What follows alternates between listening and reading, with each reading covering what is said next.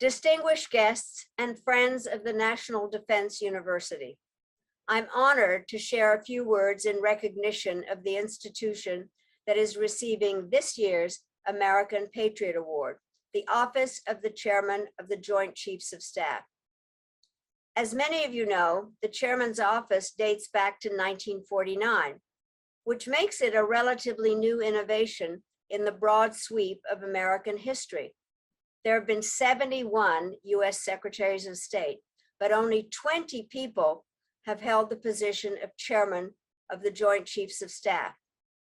Believe it or not, I have known more than half of them, which makes me feel as though I belong at NDU in an exhibit. At times of war and peace, in moments of extraordinary stress and situations of enormous complexity, the chairman of the Joint Chiefs have been called upon to offer their candid counsel and best military advice. I have been extraordinarily privileged to participate in the national security decision-making process and to have seen firsthand the critical role chairmen of the Joint Chiefs have played in it. As members of the Principals Committee, one might anticipate that the Secretary of State and the chairman would clash over whether or not to use force. That does indeed happen, but not always in the expected way. For example, while serving as ambassador to the United Nations, I urged mobilizing NATO to end the civil war in Bosnia.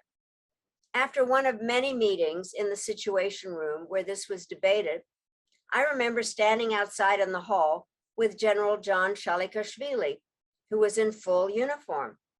Treasury Secretary Bob Rubin walked by and said, "Oh, look, force and diplomacy."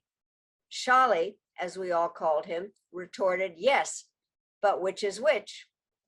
Hard power, soft power, smart power, true leadership. The chairman must be a master of them all. And the only way they can succeed is by drawing upon the incredible talents of the Joint Staff and the considerable resources of the Chairman's University, NDU. So as one citizen, let me acknowledge an enormous debt from me to the office of the chairman, which has done so much to ensure that our fighting men and women have leadership, training, and equipment that is second to none.